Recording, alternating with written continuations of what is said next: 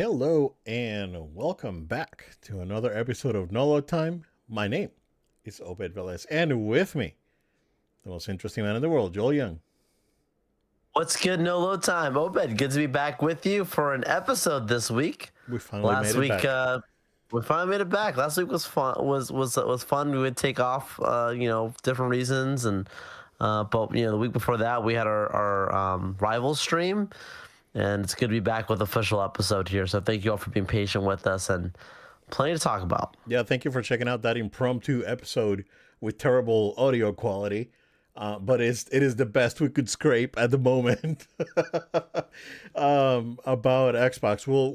We'll deep dive into that now that it's simmered down, Joel, and we kind of have I guess an aerial view of what's going on. We'll definitely Yeah. deep dive there. Now, dude, what is up, dude? How's it going? Yeah, things are going good. Been super busy. I trying my best to still keep on track with all the different shows and things going on. I finished Knights of the Seven Kingdoms. That was been on HBO and HBO Max. We'll talk about HBO in a little bit here, but there's a little bit separate because it's just when their content's already been out, and really thought it was very enjoyable.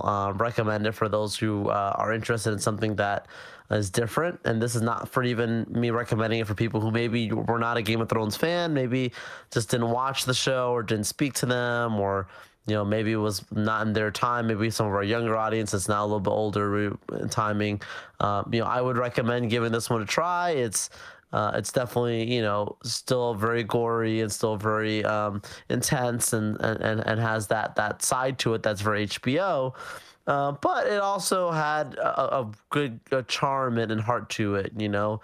Your main character, who is this knight that is an untraditional knight. It's not just about his battles, but what his battles represent, and I think it has like a good balance of comedy, good balance of drama, good balance of action that I just wasn't expecting from a show like it. So recommend that. Um, I and heard good then things about I it. also, yeah, I do recommend. It's they're short. The episodes are like 33 minutes each. So you're not getting this hour-long traditional show on HBO. You're getting a shorter one. There's 6 episodes, and you're gonna have a good time. Cool. So that's it's easy to get through. And then, I also spent some time at the parks at Disney World this last weekend. Spent a lot of time at Hollywood Studios. Let me tell you, that park is extremely lively. People are there in flurries this time, Yes, and I've seen it's video busy. of that part getting flooded. Um, if there's I mean, Magic Kingdom needs the expansion, but Yeah. dude, like honestly speaking, man, once Universal figures out what they're gonna do with Marvel Island, I mean, they got to think about that. And Josh is making the moves, man. He's being very aggressive, so we'll see.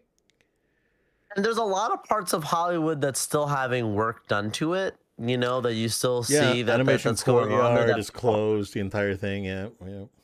Right. So like there's still things that are to come. There's it's just like I don't know. You could sense that there's still plenty of things that they could do still in the Star Wars side, the Galaxy's Edge area. If they really want to, they can do more over there, and I think they will in time. I just think that Star Wars as a franchise needs to earn it. That's another conversation to be had. But they're on the right trajectory. I wrote there it is. I wrote I wrote Star Tours and I got the Boba Fett, Slave One chase sequence and going Oh, through yeah. the Asteroid Death Field. Star as well, Okay. which was like, hey, that's awesome. One of the ones Yeah. you don't get very often, one of the ones that looked a little more polished there. Cool. I think last time we rode Star Tours, we got Cassian, Yeah, which that's was that's a good legit. one too. Yeah, yeah. So it's good. Yeah, cool. But I'm excited to see the Grogu, the Mandalorian Grogu update when they have for Smuggler's Run. That's supposed to be coming in May when that movie drops. So Yeah. that'll be cool to see them update that. They're literally, I saw some updates saying they're gonna literally say it's gonna be called Smugglers Run a new mission. It's like they're gonna title it in the app to like kind of encourage people to ride it with that, Yeah, which is pretty you're cool. making sure that people know that it's a different experience. It's like Star Yes. Tours, the Yeah. well, what do they call it? I think it's the Adventure Continues or something like that. Yes. They Yeah. put a like a subtitle next to the ride just to make sure that people understand that this is not the old ride, right? So Right. And I think like kudos to Disney for doing that. So I mean, I had a great time out there. Look forward to being back. Do you see plenty of the work being done for the Monsters expansion? You know, oh yeah, that's area right. that's going to be over That's there there too. Yeah. for yeah, Monsters Incorporated. So like that park's going to have a lot of new life still being breathed into it. The Rock and Roller Coaster just got shut down. It's going to be that Muppets coaster, you know, thing.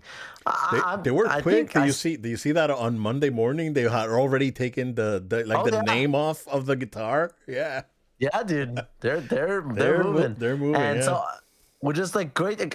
I just out of all the ones that I went to, and I went to Hollywood, I went to Animal, I went to Magic Kingdom, and I saw the work being done in Magic Kingdom too, you know. But I gotta say, like Hollywood Studios is a special place in my heart, and it looks like it's really moving on really well there. So. Yep.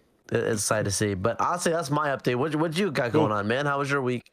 Man, it's been a pretty decent couple of weeks. I don't know if I mentioned to you specifically, or if I did talk about it the last episode. I actually went back and platinumed Ghost of Yote. So that was an experience. That was pretty good. Yeah, that game was really good, man. I really enjoyed it. And then this past weekend, there was a small independent video game that came out that not a lot of people have been playing. So Resident Evil Requiem came out. Let me tell you, sir, that is a video game, and it is very good. It is a very good video game. I am glad that, like, my gut reaction when I saw that Leon was gonna be in the game was to pre-order a deluxe physical edition of it, because that game's been sold out everywhere. And now I've seen the deluxe edition going on eBay up to like $200. So I'm glad that I was able to grab one. So I'm really happy about that. But dude, that game is real good. real spooky. In certain places, if you played it in first person, sound design is excellent, of course. That's been the trend since 2, and I do highly recommend it. It is not. I've I wouldn't say it's not for the faint of heart, but it is not for the faint of heart. Like it's spooky, and then the thing is that it's very tense. Especially when you're playing as Grace, and if you're playing in first person, there's this feeling of like tension that you rarely feel in a video game, and that translated to the game doing really well. Like sales are doing really good.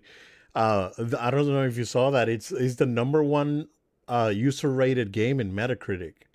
Like Wow. it's the best rated game ever. It's ridiculous.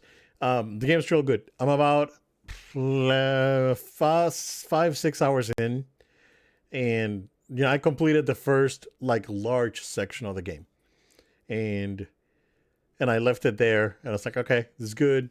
Let's go ahead and regroup, and I'll come back the next weekend.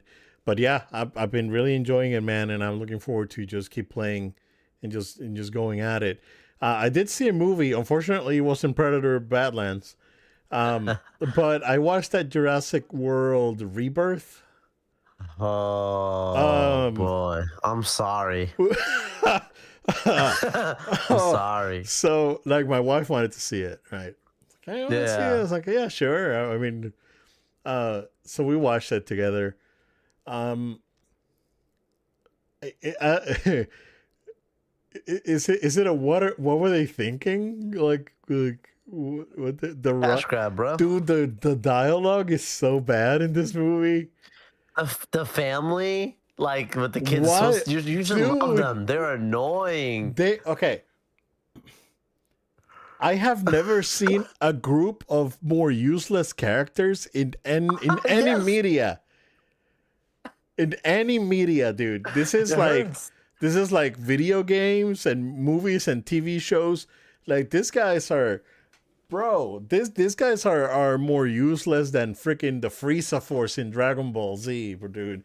Like these guys are like, why are you even there, dude? You're not even. I don't know. It's like, It hurt. are you serious? And then you got the dude, like the boyfriend. It's like, bro, someone, Oh my something, goodness. eat this dude. Like I want him to be Yes. eaten.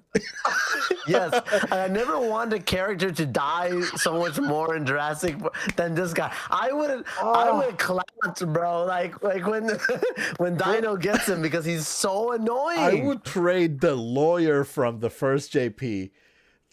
Yep. Yeah. We'll take him back. I'll take him back, dude. What the heck? Like, why are these people don't there? know. And then, like, even my wife was like, why is this dude in like the middle of the ocean, like with a 10-year-old? It's like that you and you're navigating from like, I don't know, like what was it, like Florida to like Yeah. Africa or whatever the heck they were going. And then you got this dude that's absolutely useless, and the sister was useless, and dude, Very questionable. why are they even there? I think that it must have been that halfway through, like even maybe filming, they realized it's like this movie's too hollow. We gotta add something, and they wrote them in. That's how it feels like.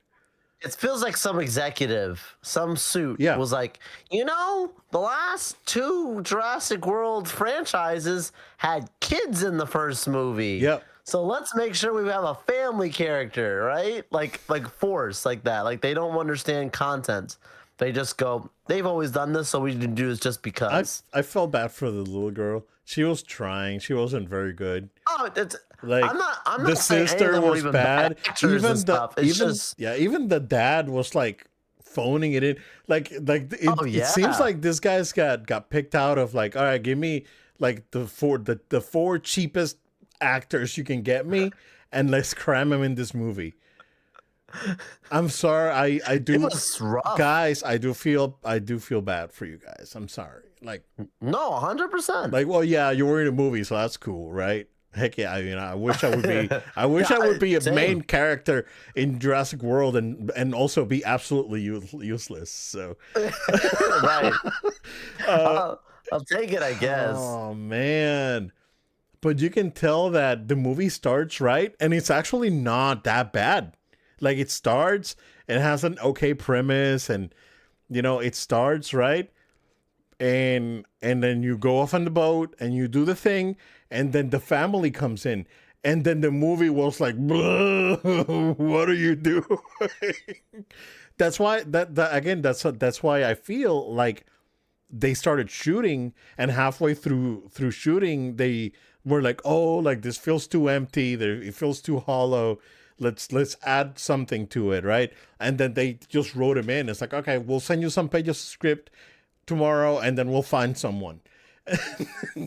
They just Dude, I'm telling you, the whole thing. I felt like Scarlett Johansson checked her back because she was trying so hard. bro, She was trying. yeah. And I'm like, this so poorly. And then Mahershala Ali was trying, but that's sorry. Yeah, That's not good enough. He was the best character. No, Yeah. I remember my family when we watched it. They're like, if this dude dies, spoilers for like 15 seconds there. If this dude dies, to like, this whole movie just got dropped down another star. Like, the ranking went down It goes another from one. 2 to 1 in the 5-star ranking. Yes, like it drops the whole Bro. rank just because of killing the character. He was, yeah. I mean, he was the best thing in the movie. Like, and I like that they kept him. Yeah, They kept him ambiguous. Like, and that there's a tragic backstory, and you don't really go deep into it, right? That's it. Bro, how did this thing get greenlit, bro? So What the make sure heck? you watch Predator Badlands next, because Oh that's my- actually a Yeah, really good that- movie. I heard and that's it's really good. PG-13, so like it's Yeah. not like the other Predator movies, Yeah. but you still get a lot of fun. I heard that's real good. One more thing before we jump in. Yeah. Joel, I finally, like, after all these years, um I finally went ahead and actually seeked a copy of this. And then while I was seeking, I found that there was an actual better copy of the thing that I was seeking. So I actually got the director's cut of The Last Ronin. So Support. There you go. yeah, man, this thing's real good. This thing's real good, and the art is really good. And the writing is like impeccable. Very emotional story. If you are a Ninja Turtles fan, as I still am, right? It is very very good. So I think this thing usually goes for like $50. I found it for like half of that almost. So I saw it as like, yeah, that's the version I gotta have. Because I was gonna buy the trilogy, the box set, and then I did some research. I was like, you know what? I'm just gonna buy the first one because it was on sale on Amazon, right? And then I saw that one. I was like, it's only a few bucks more, and I was like, I'll get that one instead. So, yeah, very excited. So I haven't finished it yet. I'm about like a third in, so I'm looking forward to that, and then looking forward to checking out the additional content, the storyboards and concept art and all that they have, because that's again, Ninja Turtles, like for me, growing up, huge thing. My daughter got really into them, right? So I don't know if you saw it. I got the back here. You can see it if you're on the video. Look at that. Oh, look at that party Uh, wagon. So I got the set at Target that had the six figures. So it has the four turtles, Splinter and Shredder. It's like $55. Target is gonna have it. That was because that was supposed to be like a Christmas thing. And then I was like, oh, I didn't buy it. It's sold out at Target. So, crap, that kind of stinks. So, I saw, and then we went back to Target one day and they had them. And I just grabbed it. So I was like, oh, I'll grab it. So I grabbed it. And then I found the Party Wagon is the reissue that came out a couple years ago from Playmates. And that one I found on eBay. It was fairly priced, and then I had a gift card. It's like, you know what? I'll just get an eBay gift card, and it's a free Party Wagon. So, very excited. So, yeah, I'm back on the Ninja Turtles train. Because I did tell you, like, over the holidays, like, we watched a bunch of Turtle stuff. So, yeah. So, yeah. cool, man. Yeah, good stuff. All right. All right. Let's start with the small fry. The heck's going on with WB, dude? Is that I kind of told you this was gonna happen. and the thing is that It's not done till it's done, is what I yeah, say. yeah. And my understanding is that the sentiment over at WB is that they're gonna run the clock.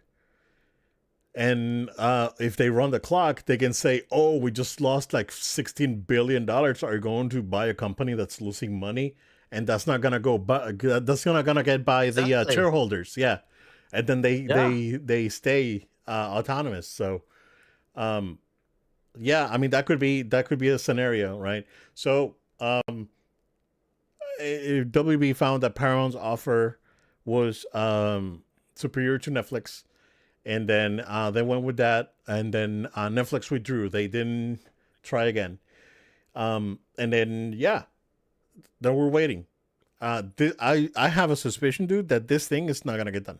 I think I have a suspicion that James Gunn is going to advocate for this thing not to get done. And and I he's the dude. Think about it. He's the only one that's making WB money right now. And I don't yeah, he can go to the shareholders and it's like, listen, like I'm the one that making you money right now. I have a say in this, right? And I think ultimately, dude, I think they're gonna run the clock, and nothing's gonna happen. So that said, you gotta look at things um from this angle, right? What's going on with Paramount? is temporary. They are they are doing a thing that it's unethical, but it's because they don't want this old dog barking at them all the time. Once that animal's out of the way, I think things at Paramount are going to continue the way they were. That's I think that's my outlook of it. I mean, it's that's just me being positive, right? Once this is over, Paramount's gonna just be its own thing again. It's not gonna matter. Um, but ultimately, I do think that WB is gonna run the clock and nothing's gonna get done. But what do you think?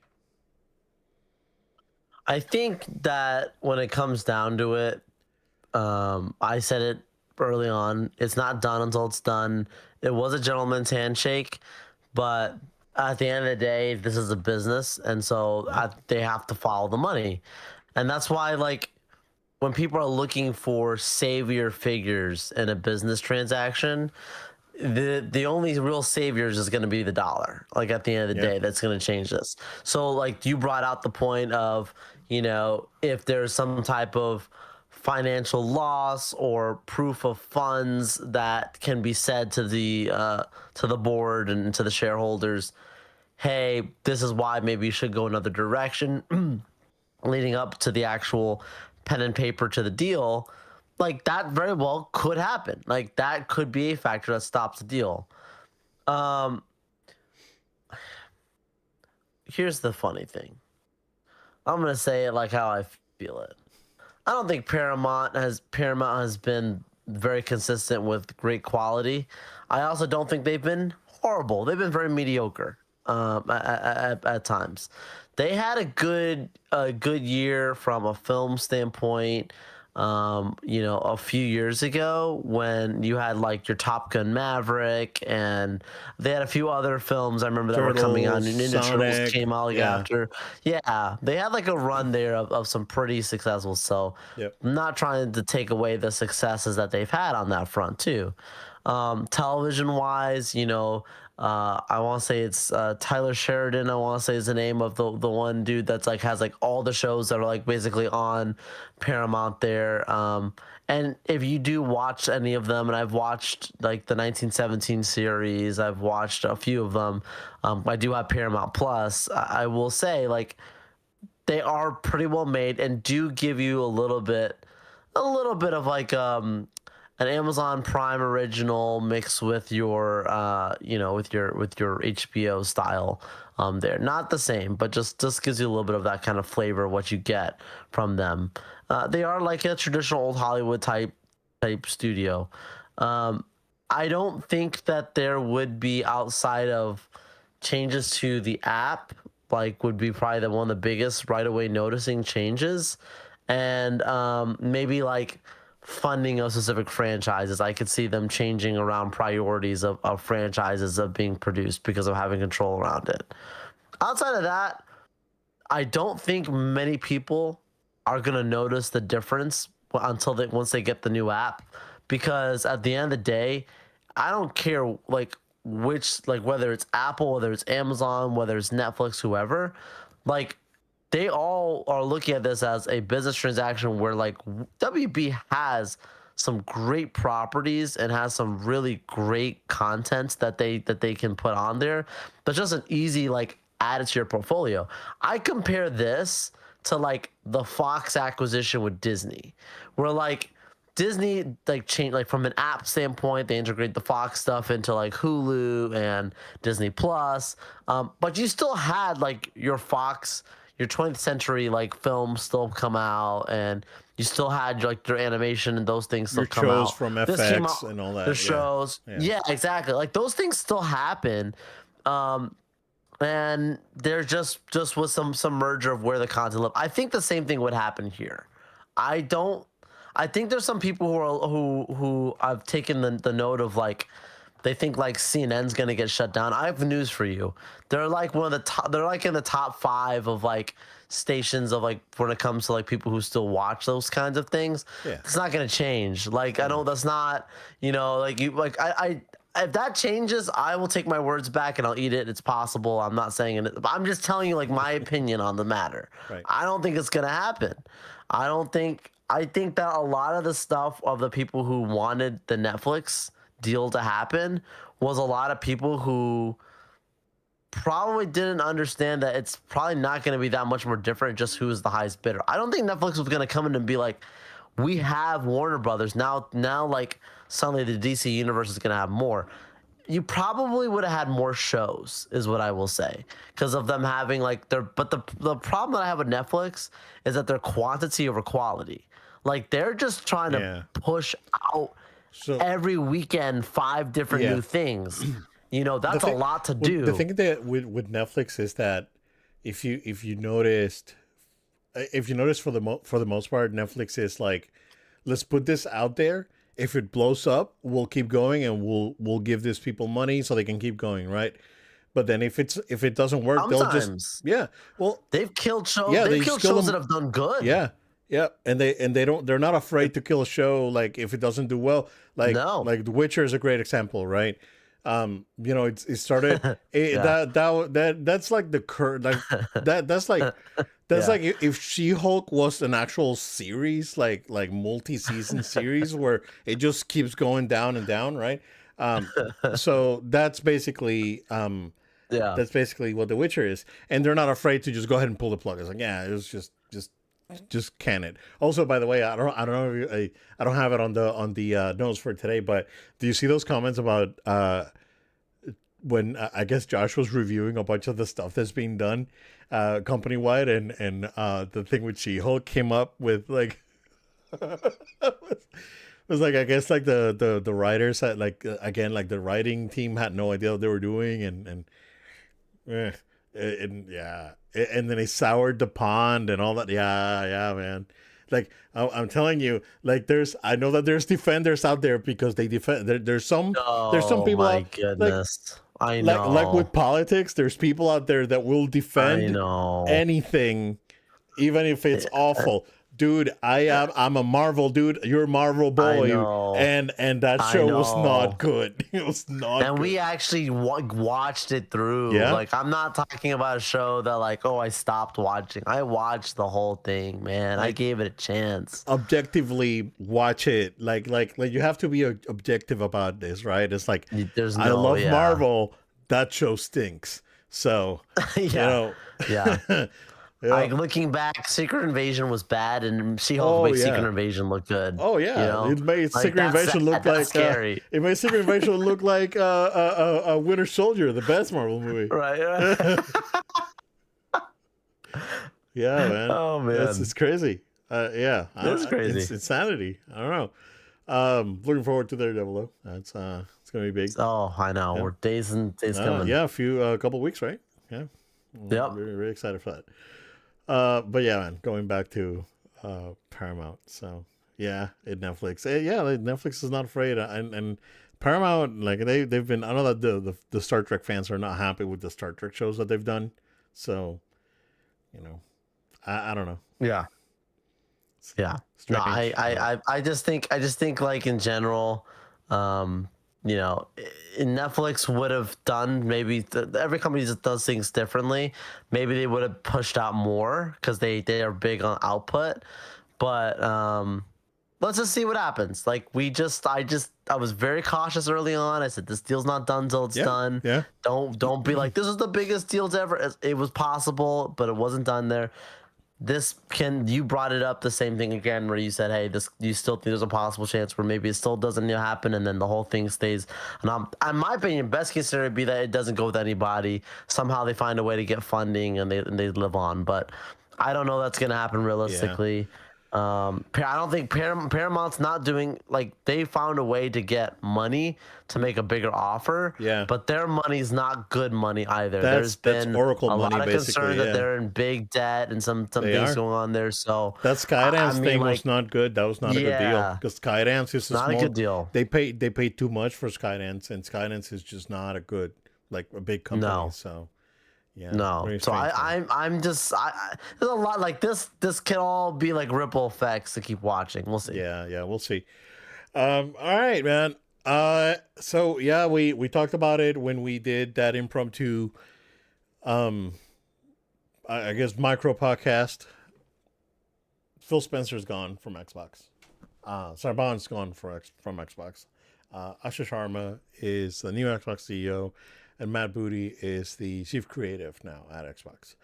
Um, that we recorded before, like there were like initial reactions from the community and whatnot. I said it as like I'm really interested to see how the community is going to react to all of this. I would love to say that it was a big mixed bag, but for the most part, it was all fairly negative, right? I think that's a correct assessment on that regard. Um, I've had my time to think about it, and I'm gonna share my thoughts here in a second. I know in what was baffling for a lot of people was Matt Booty actually getting promoted because like he hasn't done anything. Like he's out there, right? But like I just don't like the fans don't trust him, right? Like they trusted Phil, they somewhat trusted Sarabon, but they don't trust Matt. And then the Sarabon thing dropped out there a couple days later. That again, I was correct. Like she was overlooked for the position, and she just left, and um she resigned, and not only resigned, it seemed like it wasn't friendly because Microsoft didn't post anything about that. They posted about Phil retiring, right? But Sarah posted herself. I'm thankful for Microsoft and the opportunity and whatnot, but Microsoft didn't say anything about that. That's right. So, rumor behind the scenes is that the Xbox team wasn't happy with Sarah because it was her initiative. The Xbox everything is an Xbox initiative. It was her idea, and everyone hated it. No way. Yeah, yeah. So that initiative was her idea. Um, she fought the marketing team to get it approved. And it's funny because we were talking about this like quasi related a couple weeks ago. Remember? I wink, wink. I know. Yeah, yeah, I yeah. know. About marketing leads just coming up with this crazy ideas, right? And everyone was like, "This stinks," but they just push it anyway, right? Ouch.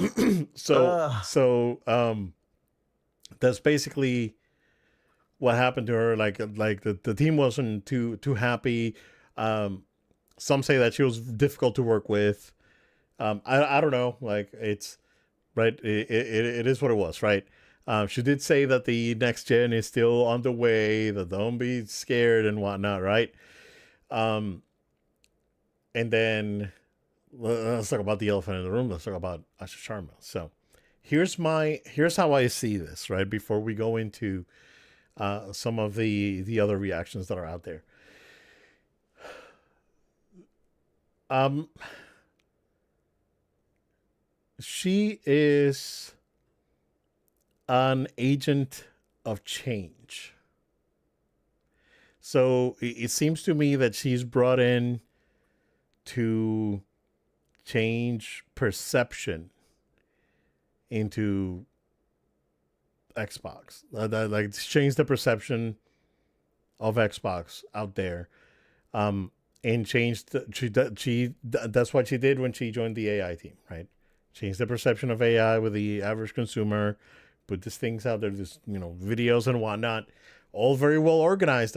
Again, I gotta tell you, I've been really involved with like Copilot launches and all this for the last 3 months, 4 months, um, and they have put a substantial amount of work, stuff that the average consumer doesn't necessarily see, right?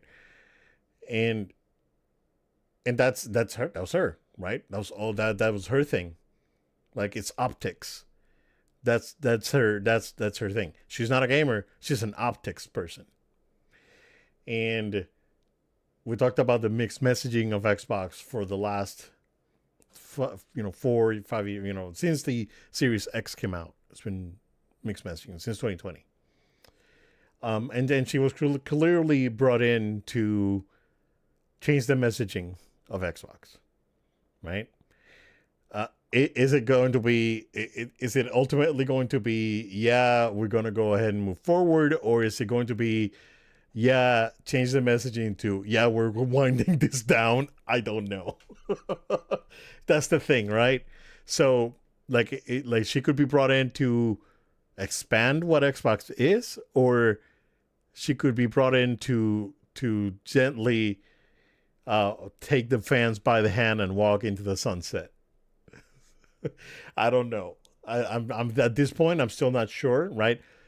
But everything points that she is willing to grow the brand. There were rumors like 2 days after she took over, she had a meeting with Major Nelson. I remember Major Nelson, like her. Oh yeah.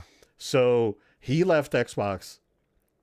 And he was working with Unity, and then Unity went through layoffs, and he got laid off a few months ago.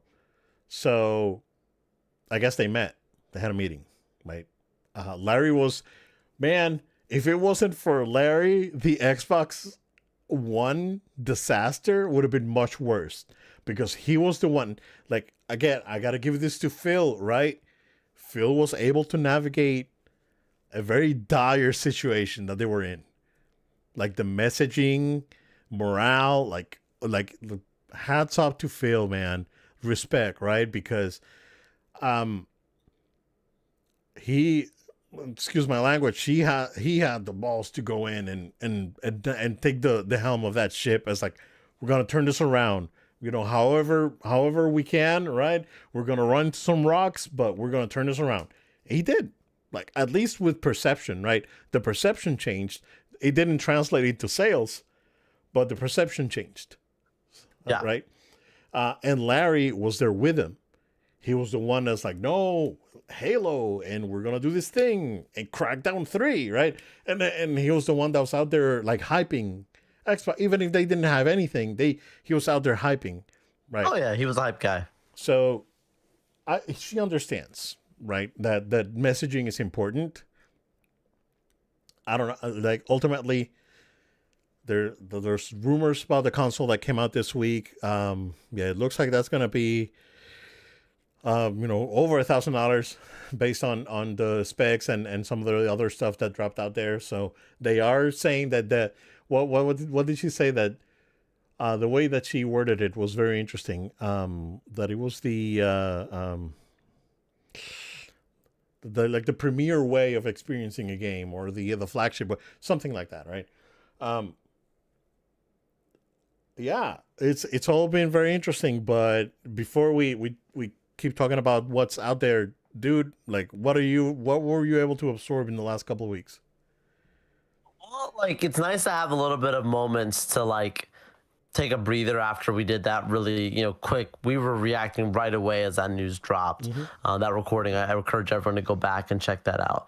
And like I was trying to read between the lines of like really doing the back study on who the actual CEO is. Like I knew like what the reports were of, oh yeah, she came from this side of the AI business and whatever. But as we had more time to digest and review, you did a great job of just recapping, her history within the organization and as it relates to the Xbox division as well. And I just personally do feel that they didn't know what to do. And like, I don't think, and we're going to get to in a moment about like, where this leads to the future of them. But like, I feel like in some ways, like Microsoft just didn't know what to do, and I'm not gonna say they did the safe thing, but they did the thing where they're like, you know what? It's not so that we're not looking to bring new life into this. We're not looking to make this thing, be have a revival and be ready to roll again and have fans excited about it again. It's like, no, we're gonna have change because we need to have change, and fans may not be happy with what the change is, but it's gonna be change anyways. I don't love that because, you can't tell me like I'm sure there's gonna be some counter messages that are gonna come out of like Xbox is stronger than ever and we're gonna do all these great things and whatever, but the actions are gonna speak so much louder than the words. Yeah. And when we know where these people are come from, and then we don't see the actual actions backing it up, and then we start to hear the rumors of how expensive a new gen console is gonna be, and like you said, that everything is an Xbox was probably because of this person. It's like, well, great. So you got fresh blood, but you got fresh blood that's not really anywhere near the side of something that we should be looking at. I got my green lights on behind me. I knew we were going to be talking about Xbox. I want to see them actually do good. I think that they could be a really cool company.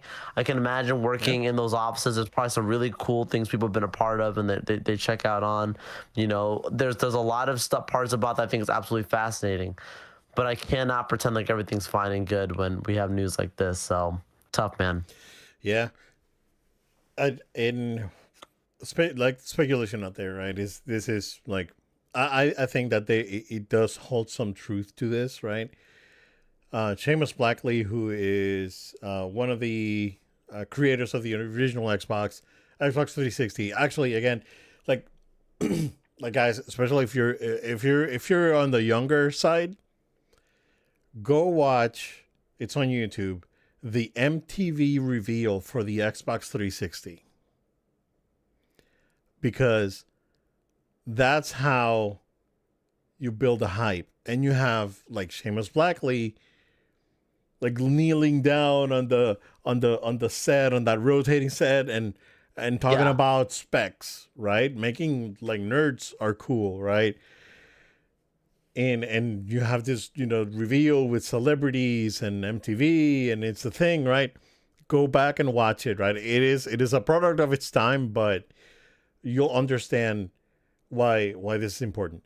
So his view on this is that she's brought in to gently again grab the fans by the hand and just like go quietly into the night and just bring it down, right?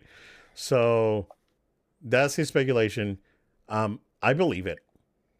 Like this dude was there, at the beginning, and he's not the only one that was there at the beginning that's been coming out and said, "Hey, guys, like this is it, right? This is gonna be like like everything's changed. This is not going to be your Xbox anymore." I don't know if you saw about Windows 12, Joel, that it may get released later this year, about it being an AI centric OS with subscription based, of course. And that's why I'm going back and thinking. Remember when I said, and when we did the official reveal, when we did the official like, hey, Phil's gone, right? When we did that, I said that the next Xbox will probably be a Game Pass only system, and that you can't buy a game for it. You have to get Game Pass. Mm-hmm. If you want to play a game on the Xbox, you have to have Game Pass. Yeah. And like it stinks, right? For the mostly for the publishers out there, because now they have to abide by those rules, and who knows how that model works behind the scenes, but that's probably going to be the case. That's right. If you want the next Xbox, you gotta have Game Pass, and again, Game Pass is probably going to go up. Mark it again. In the next 100 days, like we said, we're probably going to get a price hike on it. Maybe not a lot, but some. It will be some that will be substantial, like $5 more out of the premium. Yeah. So I don't know, man. I'm concerned for that next console, whatever it is, the PC hybrid. As they already touted it to be. They said that it's gonna incorporate Windows and AI and all that. So that's another thing.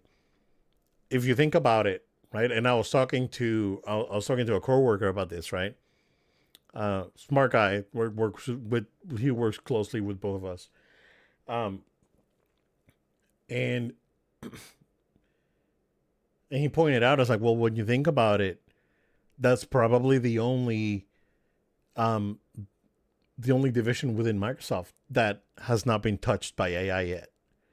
So they needed to get the AI person there to get Yeah. that division on board it. Yeah. That's a And good point. and yeah, that's yeah, man. And that's how they operate. It's like, yeah, that's how they operate. And Microsoft is a company, and they've been like this for a long time. If you're not profitable, they'll close you down. Look at Skype. Look at all these other things that they've bought and closed down. I don't think that Microsoft as a games publisher is going anywhere because of the catalogs they own. I can say, I can actually see them offloading some of the studios they purchased, actually, Which is crazy. or Just open up their wallet just to sell it again. either closing them, or hey, you guys Yeah. want to go indie again? Like Ninja Theory is the best example. Yeah. Like, I think that studio is probably going to go back to being an indie studio. And man, it's like end of an era, right? When you think about it, it's kind of scary because like a lot of gamers are freaking out, rightfully so. I mean, it's changed so much in the last 15 years that um it is concerning to a certain extent, but it's like going back. It's like everything. Like it's like technology changes rapidly. We're in an AI bubble, and until the bubble pops, if it pops, everyone's gonna get AI, right? And that's the thing, right? And that's you know, next time you play, little Billy plays with his new Xbox, whatever it's called. I'm hoping that they name it something better than Series. Um, when little Billy uses AI to fight that boss that he couldn't beat, gotta remember that that's an entire village's water supply was used so little Billy could beat that boss. So that's unfortunate, but it's an unfortunate reality, right? Like there's nothing we can change. And again, it goes back to, remember, guys, like these companies are not your friends. Like these guys are they are there to make money, right? And Phil wasn't your boy. Phil was, yeah, like the guys, come on. And well, it is what it is with Xbox right now. It's they're in a very interesting position, but what do you think of the rumors that, or not the rumors, but someone tweeted at Asha and said, it's like, hey, make everything make the games exclusive again. And she's like, I'm listening, but it's unsustainable. It's like, how you're gonna make your games exclusive if no one's buying your console, right? Like Nintendo has that luxury, right? And we'll talk about PlayStation here in a minute. But yeah, go ahead. I mean, like they had an opportunity to do that. Like we go in past tense. I'm not saying it's impossible now, but like I don't think they have the same power to make those moves now unless they prove to me otherwise. I mean, for an example, right? Like with Insomniac approaching them about, hey, Spider-Man can be an Xbox exclusive. That would have moved consoles. Like, there's no way around it. Does that make it like suddenly like save the company? No, but it's a huge step in the right direction. That would have been something that would have been like, we can hang our hat on. We have Spider-Man, which clearly was a huge success, and now they've got multiple games working on a third one. Yeah. Like and Wolverine probably would have been coming to them and all that kind of stuff. The same thing, right? Yeah.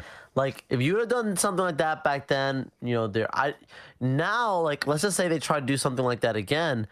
A company is gonna say like, why am I gonna make a deal with you when I'm already at a disadvantage by doing this exclusivity with you because no one has your console? Like, why do I want to do this with you when you're already so much in the red? So it just business wise doesn't make a whole lot of sense. I'm not saying it's impossible. People who are better at approaching maybe analytics or better at making stronger business pitches, and Yeah. this is the way I look at this is like if you've ever watched the movie Air, and it's like before Nike was Nike, like somebody who's like extremely has to be that passionate about like I'm going to sell one of the best franchises or an exclusive game or whatever it is that's going to absolutely step us in the right direction and change us for the years to come would have to happen, like literally an historic thing like that. And I'm not saying that it's impossible. I'm just saying, guys, it's probably not going to happen. Yeah. And all they bought Call of Duty and they thought, oh, there's gonna be a cash cow. Yeah, Call of Duty sold well, but this last game underperformed like by a lot, from what I understand. They in the gaming division did make a lot of money, but I heard somewhere that it came from King. So like the Candy Crush and all that stuff. That's what made them money. So I yeah. I think she's gonna said she said we're listening, but when you check your books, Yeah, yeah, it's hard. it's not It's gonna work. hard. It's not Yeah. gonna work. Also, I know that the Steam machine got delayed. I don't know if you heard, Joel. This is a take this with a grain of salt. This is a rumor that I heard, and I'm and this is just the kid in me. Allegedly, Sega is working on a console that's based out off of the Steam machine. So it's basically almost like a Sega branded Steam machine where you can just buy games in the marketplace and do that. I'll buy it. I would buy it, dude. I don't care. I don't care, bro. It's Sega. I'm back. We're back, baby. um. Oh, man. Yeah, it's gonna be an interesting 100 days, like you said, Yeah. and there's gonna be a lot of surprises. Whether they're gonna be positive or negative, we don't know. I think that they're probably gonna be hit by another round of layoffs, not too far in the future. When it comes to Xbox and their studios, we're probably gonna see studio closures. We're probably gonna see, some of these studios going back to being independent. But and time will tell. The next year is pivotal, so we'll see how that goes. I guess a related note, right? So, PlayStation has said that they are not going to put any more of their single player games on PC. The plan for what it is stands, right? So Death Stranding 2 and all these other games that they already promised, those are going to come out. But Ghost of Yotei, Wolverine, whatever the next Spider-Man is, whatever the next God of War is, whatever the other intergalactic, those Sorrows, those games are not going to come out on PC. A lot of fans out there are saying, "Oh, I don't know why they're doing this. They shot themselves in the foot, and this is terrible. Why is Sony doing this?" It's ROI. it's ROI. Yeah. It's Yeah. ROI. Like they're not getting a return on investment. So, someone did some digging out there. It was on Reddit. I can't remember if it was an actual journalist or someone went through stuff and dug through sales, right? So Spider-Man 2 has sold on a PS5 15 million copies, and it's a steady seller. Like attach rate on that game is really high. Like more likely, 2 out of 10 people that buy a PS5 will buy Spider-Man 2. Like the attach rate is really really high.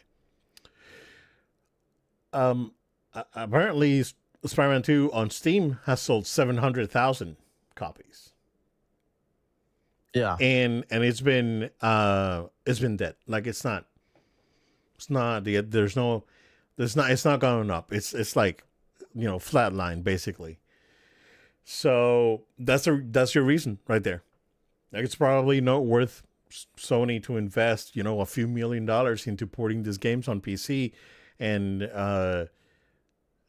having the teams work on these ports while they're going to be working on something else if they're not making that money back. It is as simple as that. There's no nefarious, oh, we're taking our toys back, and like there's none of those conspiracy theories. It's money. It's money.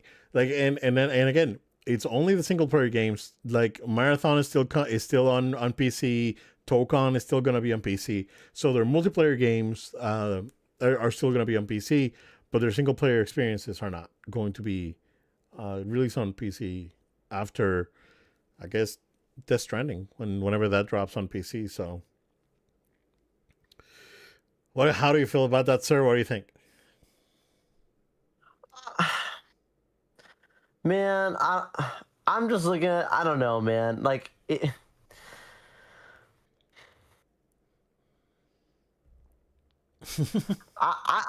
I'm just being real, real with you. Like when I think about it more and more, like I understand like why, like there's money to be made when you bring this things over and you have it not just on only one platform and you try and spread it out, make sure people have these experiences. But like at the same extent, there's an exclusivity side to this that like Right. I like it speaks to me and like why I purchase these things. So I understand there's an audience for both. Like I understand there's the people who say like I don't need to have this thing, within the first year. It could be a little bit later. The window opens and now I know that this is my turn to play it and I play it on my house PC, whatever. But I don't know, dude. I just does not give me the sense that like I don't think this is gonna be as profound. I know there's a huge community here that gets with it. I agree. But if you want these games, you're gonna get you know what I'm saying? Like you're not gonna go. There's not the one to raise your pitchfork over. I don't know. Yeah, no, I feel the same way. But this is just me thinking outside the box, right? Yeah. If I would be at Sony, I would be curious enough to take Spider-Man 2 and put it on the Switch 2 and see how it does. Okay. Well, that's not the same as like a PC. Like Switch. Okay, totally different. Yeah. Because it's a little bit of a similar market. Yeah. Right. So, like, I would be curious enough to take it and put it on the Switch 2 and see. It's like, hey, yo, we're not on PC anymore, but guess what? Switch 2. So, yeah. So, just to, if they want to sell more copies, sure. I know that for Square Enix, right? It seems like they're when again going back to like Resident Evil Requiem, when Square put Final Fantasy VII Remake on Switch 2, it's like sold out everywhere. Like the physical versions of that game are they were. I don't know if you can still buy them around, but for a bit there, they were really hard to find. So it depends on the game and depends on how they put the game out. But dude, if I would be at Sony, dude, I would be curious enough to say, it's like, hey, here's Spider-Man. Like that thing could overperform and that could lead to some other stuff, right? But then on PC, it's like PC, and again, and this is just like, I understand how PC gamers think, right? It's just not worth the risk for Sony to just like compromise their characters with mods and all this stuff. Like there's memes out. you know the meme, right? You know the meme is like the PS5 version and then the PC version, and it's overly Yeah. exaggerated and all that. I it is childish. Like it's childish. It's too like even like I you know like even for the edgy 16-year-old in me, it's dumb. Like I don't care. I don't care. It's I you know I like to play my games and you know conveniently as possible. I don't want to finagle around with having to deal with settings. And yeah, enjoy the next Windows, guys, and you know however much RAM that thing's gonna consume. Like like I'm gonna, dude. I was like I did some upgrades to my PC last year, and you know I'm gonna ride it until it blows up. But after this, I'm just buying a Mac. I'm buying a Mac Mini or whatever Wow. the Wow. equivalent to that would be Yeah. at that time. Because Because like that suits your lifestyle. I'm You not, don't want to have yeah, to keep messing with the stuff. no. It's like you know I'll buy a Mac and then I'll buy a decent hard drive that I can plug into it and drop my stuff in there, and that way I don't have to deal with like all this crap from Microsoft. I'm just being honest, man. It's like Yeah. it's funny. There was someone at work was asking me, oh yeah. So I was having a conversation. It's like, hey, I heard you talking to another person. Are you a gamer? It's like yeah. And we started talking. And then it's like he asked me if I was a PC gamer because I was in IT, right? And then I was like, nah, bro. It's like, man, I bet that Not that you kind. probably have a Mac at home because you don't want to deal with any of this crap. I was like, I don't, but I do have a gaming PC. But I, you know, 95% of the time I'll use my PS5 for gaming. So Oh yeah. yeah, it's they're and Sony's in a spot again. Like they don't have to put these games out there. They were putting them out there to not to grow their base, but to you know give people the opportunity to play these games. And that's how I see it, right? Um, and you know there's no ROI. They're just gonna say it's like yeah, it's not worth it. It's like it's like why like sadly right it's like no like there's only a few companies that make sedans, like especially American companies, right? It's like there's no, I don't think there's an American company that makes a sedan. I think Lincoln's probably the only one. And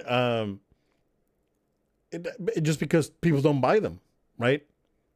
And it's the same thing with this with the PS PlayStation Studios games on PC. It's like if people don't buy them, it's like they're not gonna do it out of their goodness of their hearts. Like this takes, you know, a few $1,000,000 to port. It takes a team to work on this thing for a while, where they can be those resources can be used somewhere else. Yeah, man. Sure. It is what it is. I'm no.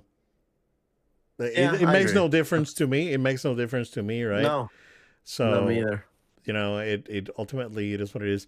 Uh, yeah. Xbox on the other hand, they gotta put their stuff out there, man. It's like if anything, they're not putting their stuff out there quick enough, and they're just riding that Candy Crush wave, and you know one day that thing's gonna dry up, and what's gonna happen? You know, we'll see.